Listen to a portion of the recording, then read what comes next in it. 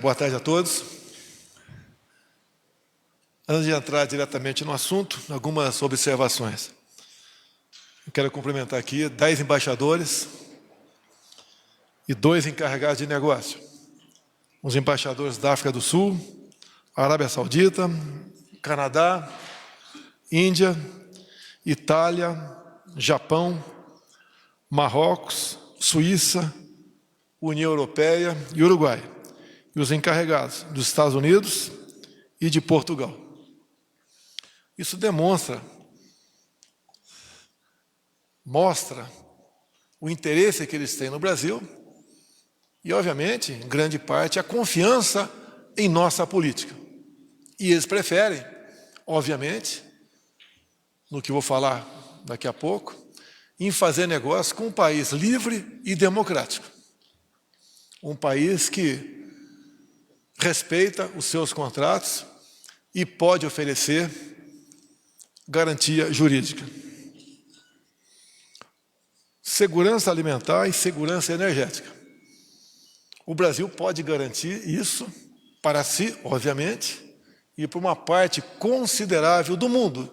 Por isso, o interesse dos embaixadores que representam os seus países aqui no Brasil. E não é a primeira vez que um grupo considerável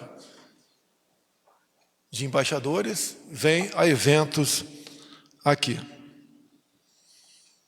Quando se fala em segurança energética, já praticamente concluído o planejamento, saindo da prancheta, o nosso Nordeste tem condições de, em poucos anos, gerar energia por torres eólicas, o equivalente a, no mínimo, 50 Itaipus. Isso é fantástico. 50 Itaipus. Itaipu representa um pouco menos que 10% do consumo nacional. Agora, dessa geração de energia, dessas 50 Itaipu, sairá o hidrogênio verde. É a energia do futuro. O que eu cumprimento aqui, o ministro Juca, o ministro Bento Albuquerque, que nos próximos dias embarcará para a Índia, tratar de questões relacionadas com álcool também. Quando se fala em segurança alimentar, o potencial do Brasil já é conhecido. Talvez amanhã, ou no máximo a próxima semana, na minha live, estou convidando o presidente da Embrapa para falar sobre trigo no Brasil. Hoje, aproximadamente 40% do trigo consumido no Brasil vem de fora. A gente acompanha os problemas a 10 mil quilômetros de distância. A Ucrânia é um grande país exportador de trigo. E isso tem um repique. Terá um repique na inflação do mundo todo, que, pelo que se tem demonstrado, a inflação na questão alimentar terá que ser convivida por um longo tempo ainda. E o mundo, cada vez mais, consome mais. Levando-se em conta, inclusive, que se cresce, um pouco mais de 50 milhões de habitantes todo ano no planeta Terra. Nos aproximamos de 8 bilhões de habitantes. Então, o Brasil já tem tecnologia desenvolvida pela Embrapa, que foi potencializada a partir de 2019, onde regiões como, por exemplo, o oeste da Bahia, o nosso Cerrado, Roraima também, uma área enorme, já em condições de começar a produzir trigo. Soma-se a região sul e parte aqui do centro-oeste. E nós, então, passaremos a ser, em poucos anos, autossuficiente em trigo e também poderemos exportar o equivalente a 2 vezes o consumo de trigo no Brasil. Esse é o país do presente. Não se fala mais em país de futuro. E é um país que começou a mudar para valer com a nossa chegada ao governo, com a escolha de ministros técnicos, sem pressões políticas, para ocupar cargos estratégicos, como banco e como estatais.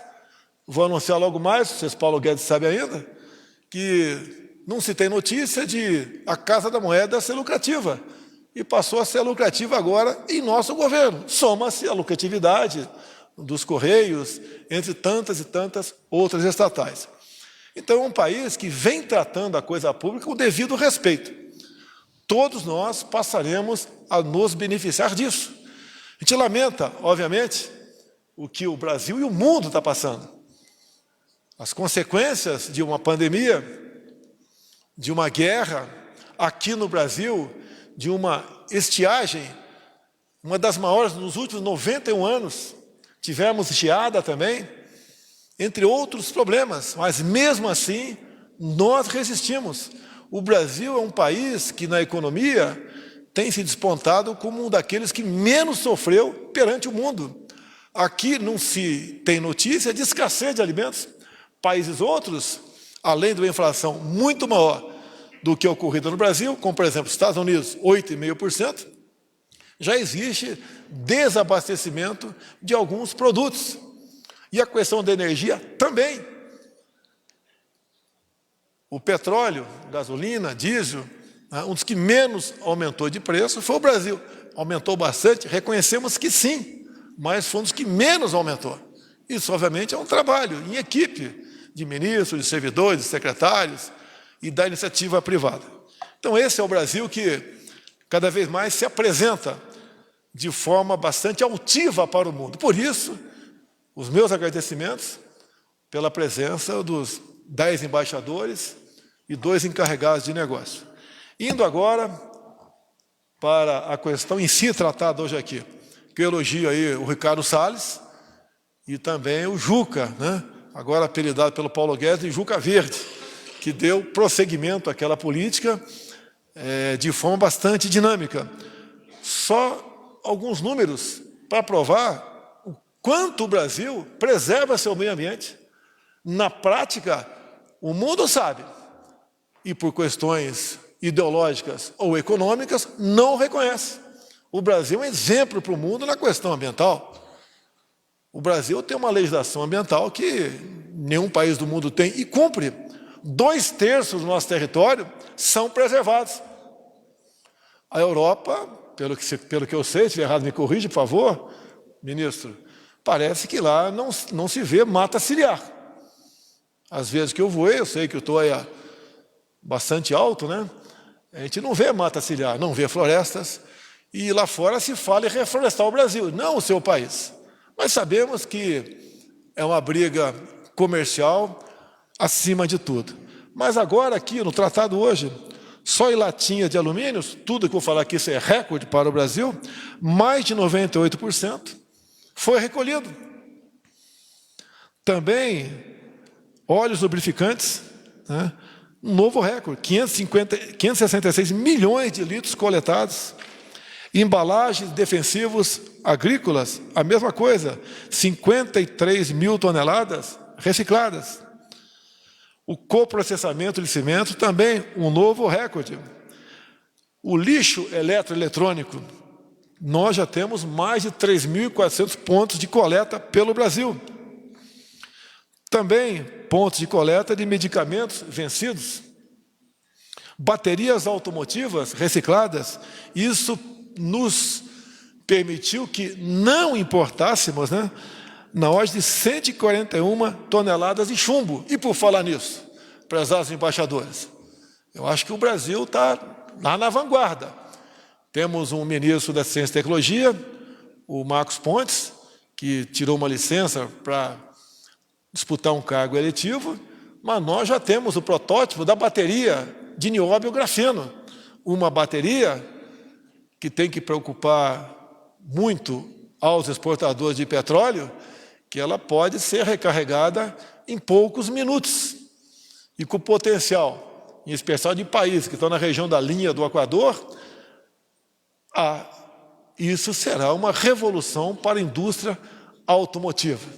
Logicamente, ficaremos dependentes ainda dos combustíveis fósseis por algum tempo, mas isso é uma realidade que se faz cada vez mais presente. E deixo claro, o Brasil é o país que tem, até o momento, na ordem de 98% das reservas de nióbio. Temos para explorar a região dos 6 lagos.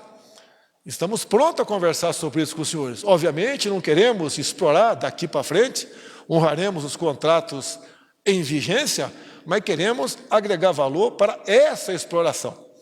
E temos nióbio para o mundo todo. O grafeno, nós sabemos que existe em quase o mundo todo, mas o Brasil tem locais, né, minas de grafite, com grande potencial para o grafeno, fantástico também. E temos tecnologia bastante avançada para isso, como a proveniente da Universidade de Caxias do Sul.